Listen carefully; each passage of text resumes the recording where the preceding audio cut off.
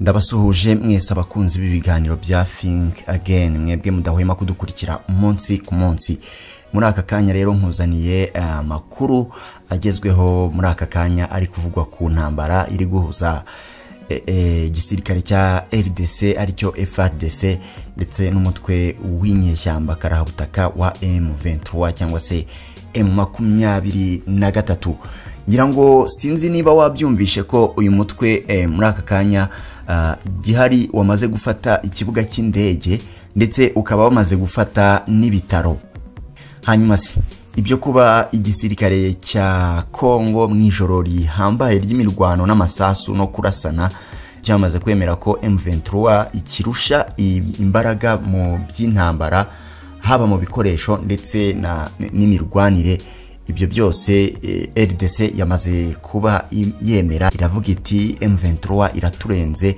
Ariko kandi ibyo byahise bizamura igitutu n'ubundi ku Rwanda, aho iki gihugu gutsindwa kwacyo na M23 birakomeza gushyira igitutu n'ibyago ku Rwanda mu buryo bumwe cyangwa ubundi ngiye kugusobanurira mu kanya.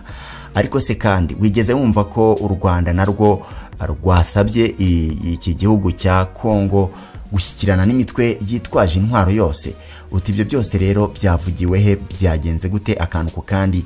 Ese urwo rugamba rwabaye rugatuma M23 ikubita inshuro ingabo za FARDC igafata ikibuga cy'indege ndetse n'ibitaro, ibyo byose byagenze gute, byabereye he, byabaye ryari, byari byifashe gute muri rusange? Ibyo ngibyo nibyo ngiye kukubwira, ngo hayi kaze.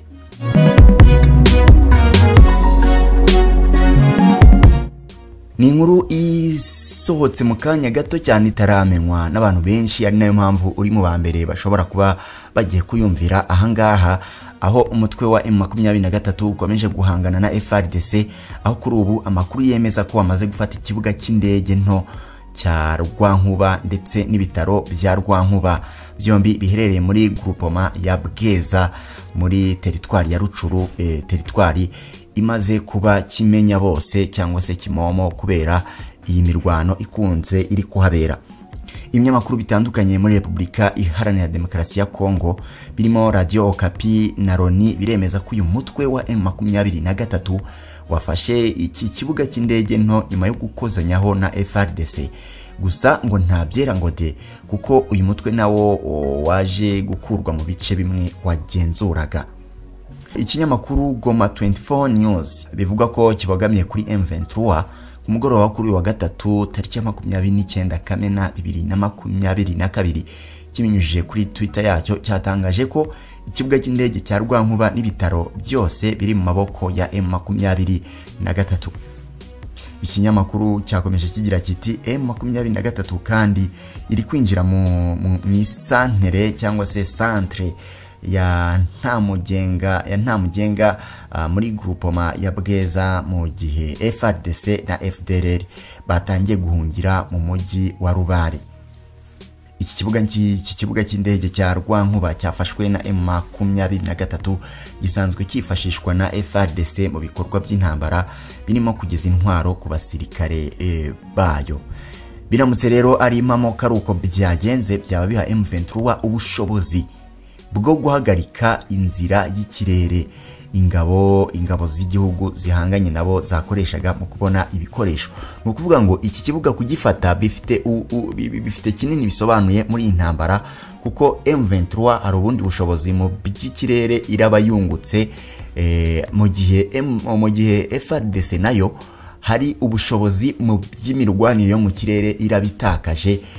Kuko urumva niba cyabafashaga kugeza ibikoresho ku ngabo, kujyana inkomere, kugira ute, ubwo ntago muri ako kanya biraba bigishobotse. Radio Okapi yatangaje ko FARDC nayo yisubije uduce twa Nkokwe, Ruvumo, Rugarama na Rutakara twari tumaze iminsi turi mu maboko y'umutwe wa M23 aho muri teritwari nyine ya Rucuru. Radio Okapi rero ikavuga ko tuduce twafashwe nyuma y'imirwano ikaze yabaye hagati ya FARDC na M23 kuri wa 28 Kamena 2022.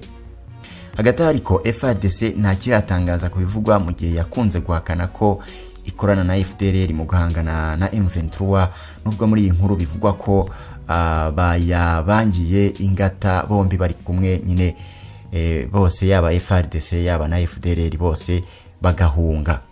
Hanyuma rero nyuma yo gukubitwa inshuro no gutsindwa, ibi byose byatumye RDC cyangwa se Congo yemera ko M23 yirusha ibikoresho by'intambara, ihita yongera no gushinja u Rwanda. Uti byifashe bite?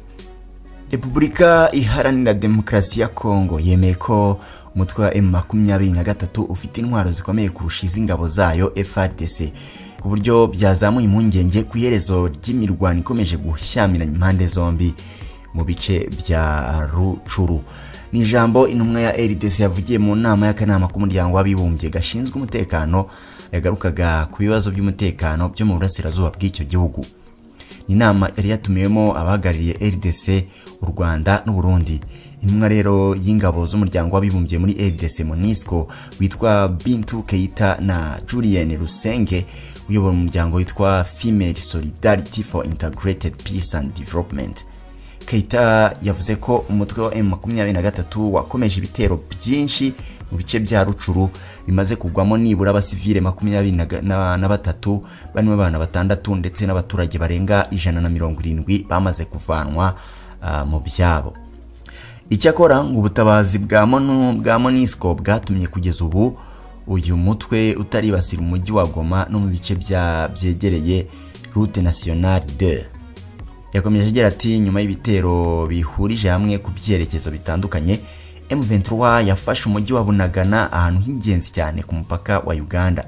Mu mirwano iheruka M23 yitwaye nk'igisirikare gisanzwe kurusha kuba nk'umutwe witwaje intwaro. Akomeza agira ati M23 ifite ubushobozi bw'intwaro n'ibikoresho bikomeye, by'umwihariko mu bushobozi bwo kurasa mu ntera ndende, imbunda za mortier na mitrailleuse, ndetse n'ubushobozi bwo kurasa indege. Ni ibintu ngo bitenyeke ku bikorwa bya MONUSCO. Abasirikari 9 bayo baguye mu ndege yahanuriwe mu bice bigenzurwa na M23 muri Werurwe. Keita yasabye ko umuryango w'abibumbye wongera imbaraga mu gutuma uyu mutwe wa M23 ushyira intwaro hasi. Yakomeje agira ati ikindi kibazo ni ukumenya impamvu umuryango mpuzamahanga n'umuryango w'abibumbye badashaka guhuza uyu mutwe na leta y'u Rwanda. Numvise hano bavuga imitwe yitwaje intwaro ituruka mu mahanga, ariko ntabwo bayivuga. Tuzi ko hari ADF, ntabwo bavuga iyindi. Akabaza ati M23 ntago ari umutwe uturuka mu mahanga, ni umutwe wo muri Congo. Muri inama kandi hamaganwe uburyo inzego zitandukanye harimo abayobozi mu nzego za polisi n'igisirikare bakomeje gukoresha imvugo z'urwango ku baturage bavuga ikinyarwanda. Ambasaderi w'u Rwanda mu muryango w'abibumbye Gatete Claver yahakanye ko u Rwanda rw'abarufasha M23, avuga ko bene ibyo birego bigomba kugenzurwa na EGVM ndetse bigakorwaho iperereza ryigenga, ariko kugeza ubu RDC nta na kimwe yakoze.